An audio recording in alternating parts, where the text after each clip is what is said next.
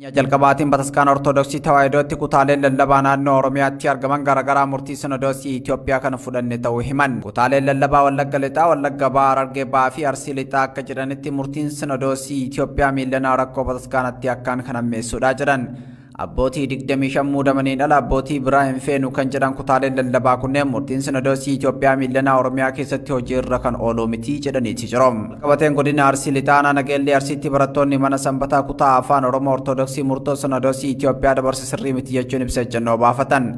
Akka barsiisa mana amantaa Ortodoksii waloomaatti iccitiin lubummaa kan irra hin deebi'amne ta'us karaa geggeessitoota Sinodoosii Itoophiyaatiin qaanoonaan waan cabeef ni morminaa jedhan. Abbaa amantii Sinodoosii Itoophiyaa muduun nutti arguuf jiru Oromiyaa keessatti dhalatanii afaan Oromoo beekaniyyuum dantaa fi fedhii saba keenyaa waan hin guunneef akkasumas hin deeggarree wajannee waan amannuuf abbaa amantii kana hin simannu jedhaniiti jiru. Abbaa Phaawulosiin hawaasa bal'aa dabalatee abbootii gadaa fi haadholiin siinqee waliin eebbaan simannee waan fudhanneef isaaniin alatti abbaa biraa simachuu hin dandeenyu jedhaniiti jiru. Keenya biraatiin qaamoleen mootummaa qabata waraana bilisummaa Oromoo waraanuu jedhuun gandoota baadiyyaa aanaa Meettaa Roobii keessatti yakkoota ajjechaa fi buqqaatii hawaasa irratti raawwachaa jiraachuu jiraattonni himan. Kaleessa ganama jechuunis adoolessa 17 bara 2023 haleellaa qaamoleen nageenya mootummaan bobbaafaman ganda baadiyyaa Dullaa jedhamu keessatti raawwataniin lubbuun namaa darbuu fi manneen jiraattotaa gubachuu Oromiyaa miidiyaa neetworkii odeeffateetii jira. Dabalataanis abbootii warraa hedduu maqaa ilmaan keessattuu miseensa waraana bilisummaa Oromooti jedhuun hidhamanii jiraachuu miseensi maatii yakki kun irratti raawwatame tokko Oromiyaa miidiyaa neetworkiitti himeetii jira. Qaamoleen mootummaa maqaa nageenya tasgabbeessuu jedhuun garasitti bobbaafamanii jiran yakkoota sarbiinsa mirga namoomaa gurguddaa gandoota baadiyyaa aanaa Meettaa Roobii keessatti raawwachaa jiraachuu isaanii jiraattonni himaniiti jiru. Shawaa kaabaa aanaa Dharraa keessatti rakkoo nageenyaa uumame dawoo godhachuudhaan saamichii fi dararaan uummata Oromoo irraa dhaqqabaa jiru hammaachuu maddeen himan. Akka maddeen OMN garsii dubbisnee himanitti sababa beekamaa hin taane lubbuun ilmaan Oromoo guyyaa irraa gara guyyaatti darbaa jira. Daandiin Dharraa gara Finfinneetti geessu humnoota faannootiin erga addaan citee ji'oota lakkoofsisus mootummaan qabata sodaa nageenyaatiin gara baadiyyaatti bu'ee rakkoo kana furuuf fedhii dhabuun isaa rakkinicha akka hammaatu taasisee jira jedhan. Hidhattoonni faannoo aanaalee naannoo Amaaraa Dharraa waldaan keessan keessaa gara aanichaatti ce'uu jiraattonni maliitii jiru. Godina Arsii Lixaa aanaa Heetosaa keessatti hanqina xaa'ootiin walqabatee qonnaan bulaan midhaan facaasuu akka hanqate maddeen Oromiyaa miidiyaa neetworkiitti himan. Gandoota aanaa Heetosaa hunda keessatti rakkoon xaa'oo muudachuun uummanni xaa'oo barbaachaa waajjira yuuniyeenii xaa'oon itti kennamu fuulduratti wal ga'us qaamni dhimmi ilaalu furmaata laata akka hin jirre maddeen himaniitii jiru. Suursagaleen aanaa Heetosaa magaalaa Itayyaa irraa OMN ergame akka mul'isutti namoonni baay'een walitti qabamuun xaa'oo eegaa akka jiran mul'isa. Magaalattii keessa xaa'oon kan hin jirre ta'uu fi xaa'oon jirus qondaalota mootummaa fi dallaalotaan birrii 7,800tti gurguramaa jiraachuu maddeen himuun kan bitatu hin dandeenye ammoo harka qullaa hafaa jiraachuu himu. Daldala jimaa muudatee fala kennuu dhabuun rakkinicha daran hammeessuudha jedhan hayyoonni diinagdee. Jimaan gatii dhabee jireenya uummatatti ulfaataa jiraachuus ibsameetii jira. Jireenya uummata Oromiyaa bahaa jimaa irratti hundaa'uun mootummaan osoo beekuu rakkoo jirtu furmaata waaraa godhuu dhabuun hawaasni rakkoo cimaa keessa jiraachuun kumata. Jimaan gatii dhabee qotee bulaan hiyyummaaf saaxilee ture. Qotee bulaa bira taree daldaltoota Harargeellee hiyyummaaf saaxilaa jira jedhu maddeeni. Oduu biraatiin qormaata bahiinsa sadarkaa eebbifamtoota barattoota digirii tokkoffaatti ministeerri barnootaa Itoophiyaa bara kana eegaleen akka biyyaalessaatti qabxii guddaa kan galmaa'ee yuunivarsiitii dhuunfaa Riifti Vaalii irraa ta'uun ibsame. Yuunivarsiitii Riifti Vaalii kaampaasii Naqamteetti barattuu muummee narsingii kan taate barattuu Obsineet Gaarumaa qormaata bahiinsa akka biyyaalessaatti kenname kana 199 deebisuun tokkoffaa taateeti jirti. Yuunivarsiitii Riifti Vaaliis qabxii galmaa'ee kun qabxii guddaa akka biyyattiitti sadarkaa duraarra jiru ta'uu ibsuun Obsineet barattuu keenya ta'utti gammachuu addaattuu nutti dhaga'ama jedhee ibsa baasee jira. Yuunivarsiitichi carraa barnootaa bilisaa digirii lammaffaa fi carraa hojiillee barattuu isaa kanaaf kennu ibseetii jira. UK argannetti yoo ceenu hiriira ajjechaa Oromiyaa keessatti adeemsifamaa jiru balaaleffatu UK'tti adeemsifame. Oromoonni biyya UK jiraatan ajjechaa murtee seeraa malee reebicha hidhaa seeraan alaa fi dhiittaa mirga namoomaa mootummaa Itoophiyaatiin Oromiyaa keessatti raawwatamaa jiru hiriira bahuun balaaleffataniiti jiru. Hiriira kanarratti ajjechaa murtee seeraa malee mootummaa bilisiginnaatiin raawwatamuu fi calliinsi paarlaamaa Itoophiyaa balaaleffatameeti jira. Mootummaa fi paarlaamaa UK dhiittaa mirga namoomaa Oromiyaa keessatti raawwatamaa jiru akka dhaabsaniif waamicha kan taasisan Oromoonni biyya UK jiraatan weerarri daangaa gama lixaa fi kaabaa Oromiyaatiin adeemsifamaa jiru akka dhaabbatu gaafataniiti jiru. Oduu keenya xumuraa fi gara Yaman argannetti yoo ceenu ilmaan Oromoo rakkoo adda addaa baqachuun biyya isaanii irraa ba'uun biyya Yaman jiraatan biyya jiraachaa jiranittis rakkoo fi darraa adda addaa irra gahaa jiraachuu OMN itti himan. Poolisiin biyyattii akka tokko malee namoota bakka hojii idilee isaanii hojjetanii of jiraachisanii qabeedhaati jira. Haaluma kanaan adoolessa 13 bara 2023 dargaggoota lama bakka hojii isaaniitii badii tokko malee qabuun yoo hidhan namni isaan bira hojjettoota kootii waan balleessan hin qaban osoo jedhuu diduun fuudhanii deeman jedhu. Mana hidhaatti guuruu yeroo manni hidhaa guutu fuudhanii deemanii gammoojjitti erga gatanii booda namni danda'e achii lubbuu isaa baafachuuf kaan immoo achumatti du'a jechuun Oromiyaa Miidiyaa Neetworkitti himaniiti jiru. Kabajamoo daawwattoota OMN oduun gaggabaaboo guyyaa kanaaf qabanne kana fakkaatu amma galgala oduu bal'inaatii walitti deebinutti qophiilee Oromiyaa Miidiyaa Neetworkii afaan wajjin turtii gaarii. Oduu har'aaf qabnuun isinitti himaa Shamsuu Bashirii.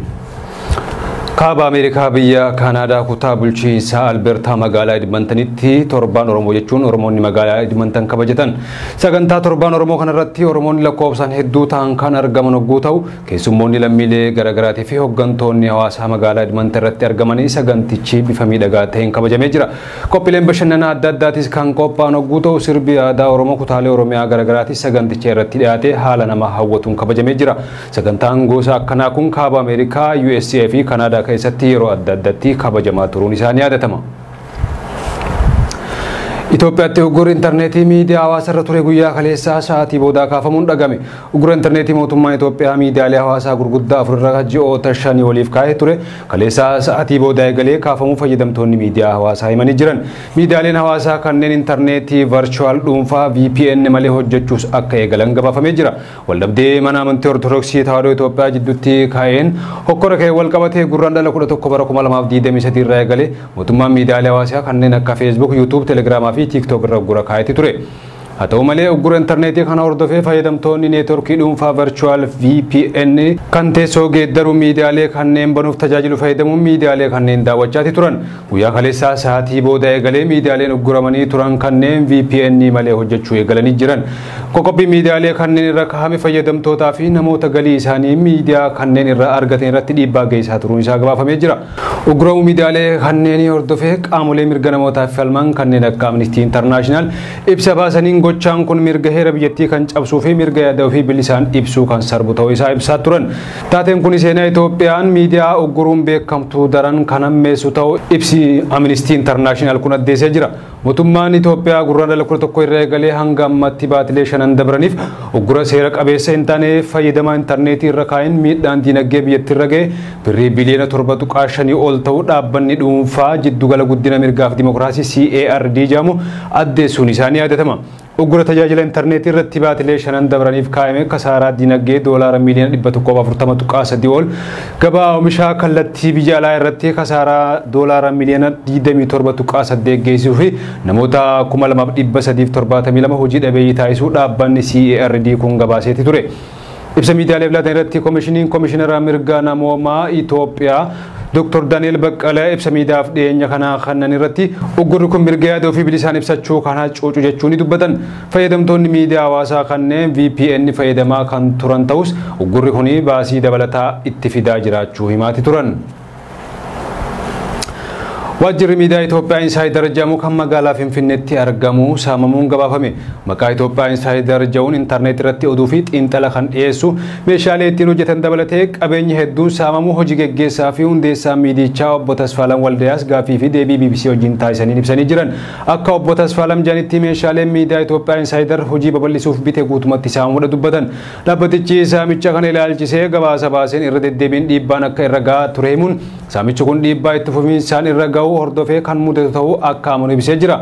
Akka Tasfaalam jedhutti waajjirri dhaabbatichaa gamoo naannoo Boolee Madaaniyalam gamoo Shaggar Darbee Afuraffaa irratti kan argamu waggaa ta'u eegdonni gamoo kanaa saamichi raawwachuu odeeffannoo akka hin qabne ibsan. Gamoo san keessa kaameraan nageenya gamoo kanaa hordofuuf fannifamee jiraatus kaameraan bakka waajjirri miidiyaa Insider jiru buqqifamuudha himan. Waajjirri miidiyaa marsariitii Itoophiyaa Insider balballi isaa cufamee argamus qabeenyi kutaa oduu gatii guddaa baasu sanduuqa keessaa saamamee jiraachuu hojii geggeessaa fi gulaalaan miidiyaa kanaa obbo Tasfaalam mirkaneesseeti jira. Saamichi dilbata kan raawwatame kanaan kaamerawwan dijitaalaa ammayyaa haaraa 3 leensii gosa adda addaa laapitoowwan 4 fi bilbila harkaa tokko saamuu obbo Tasfaalam himanii jiran. Miidiyaan Itoophiyaa Insider hojjettoota 13 kan qabu waggaa ta'u amma meeshaalee elektirooniksii fi kaameraa taman guuttachuuf maallaqa guddaa baasu Tasfaalam Waldayaas himaniiti jiran. Har'a kibxataa adoolessa 18 bara 2023 guutuu addunyaatti guyyaa pirezidaantii Afrikaa Kibbaa duraanii Neelsan Maandeellaa kabajamaati oole. Guyyaan Neelsan Maandeellaa gumaacha hoogganaan Afrikaa Kibbaa seenaa keessatti hojjetanii dabraniif beekamtii laachuuf akka kabajamu qopheessitoonni sagantichaa beeksisanii jiran. Guyyaan Neelsan Maandeellaa bara 2009 dhaabbata biyyoota gamtoomaniitiin kabajamuu kan eegale hoggaa ta'u guyyaa kanatti jireenyaa fi Maandeellaa irraa waan dhaalamuutu yaadatamaa jame. Mata dureen bara kana harka keessa jira kan joo hoggaa ta'u akka itti nyaanni jijjiirama qilleensaatii hubamu hubannoo uumuu fi namoonni nyaata kabajan hawaasa isaanii keessatti biqiltuu fi waan nyaatamu akka dhaaban gaafachuun kan kaayeffatedha. Qindeessitoonni sagantichaa addunyaa guutuuttis biqiltuu miliyoona 1 dhaabuuf karoorfatanii jiran. Neelsan Maandeellaan hoogganaa sadarkaa idil addunyaatti beekamanii fi jaarraa 20ffaatti dhiibbaa guddaa uumanii darbanidha. Godaantonni seeraan alaa galaana qaxxaamuranii gara Awurooppaa akka hin ceeneef gamtaan Awurooppaa fi Tuniiziyaan walii galan. Godaantonni karaa seeraan alaa gara biyyoota Awurooppaatti akka hin qaxxaamurreef gamtaan Awurooppaa deeggarsa doolaara miliyoona 118 gochuuf Tuniiziyaa wajjin walii galee jira. Godaantonni hedduun gara Tuniiziyaan galaana Meeditiraaniyaanii qaxxaamuruun gara biyyoota Awurooppaatti ce'aati turan. Gamtaan Awurooppaattis kana hambisuuf mootummaa Tuniiziyaa wajjin walii galee jira. Bara kana qofa godaantonni 72,000 ta'an gara biyyoota gamtaa Awurooppaatti ce'anii kan jiran hoggaa ta'u irra hedduun isaanii kan buufatan biyya Xaaliyaanii keessa ture. Godaantonni seera alaa gara Awurooppaa akka hin ceeneef gochuu fi daangaa biyyattii jabeessuuf gamtaan Awurooppaa deeggarsa doolaara miliyoona 118 Tuniiziyaa wajjin mallatteessee jira. Yeroo dhiyoos Tuniiziyaa keessatti godaantonni gurraacha ta'an dararrii garaagaraa irra dhaqqabaati ture. Tuniiziyaa rakkoon diinagdee itti cimaa dhufuurraa kan ka'e godaantota karaa biyyattii gara Awurooppaatti ce'an qofa osoo hin taane lammiileen biyyattiitis gara biyyoota Awurooppaatti deemuu yaalaati jiran. Waliigalteen Tuniiziyaa fi gamtaa Awurooppaa kun akka jirutti godaantonni daangaratti qabiinsi mirga namummaa isaanii kabajamee ni taasifamaaf akkasumas karaa seera qabeessa ta'e akka godaanan haalli ni mijataaf jira. Waliigaltee kana mallatteessuuf muummee ministeera Xaaliyaanii Joorjiyaa Meeloonii akkasumas muummee ministeera Neezerlaand Maark Ruute Tuniiziyaatti kan argaman hoggaa ta'u waliigaltichi tarkaanfii barbaachisaa ta'uudha ibsan. Pirezidaantiin Tuniiziyaa Saayid gama isaaniitiin biyyi isaanii waan qabdu osoo hin qusatin godaantotaaf akka kennite himaniiti jiran.